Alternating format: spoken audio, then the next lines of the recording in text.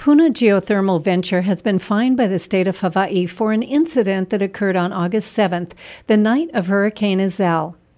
Before making landfall as a tropical storm, Iselle lashed East Hawaii with high winds, toppling trees across Puna.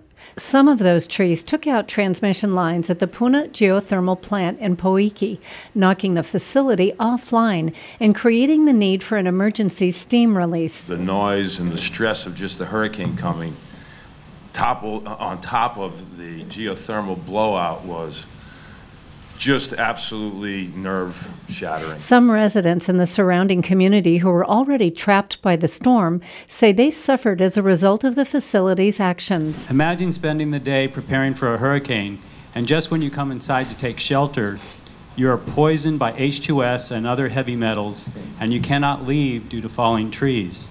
This is what happened to the people who lived near PGV that night.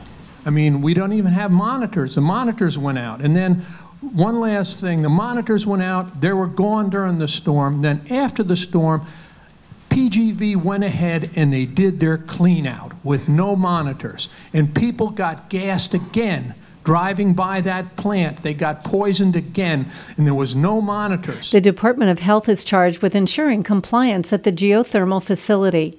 At the time, DOH was criticized for their inaction. But you didn't have any monitoring data, so how do you know?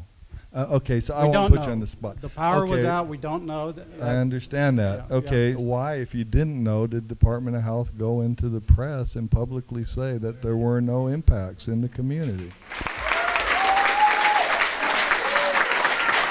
Months later, and the health department has finally cited PGV for what happened the night of the storm. On January 15th, the state announced it has issued a notice and finding of violation and order to Puna Geothermal Venture for operational emission and notification violations relating to the unabated release of 39 pounds of hydrogen sulfide on August 7th. The Health Department's Clean Air Branch says PGV failed to submit a written report in the allotted 5 days and also failed to operate 3 H2S monitoring stations in the 7 days that followed. A penalty of $23,700 has been assessed for the alleged violations. PGV may request a hearing to contest the violation.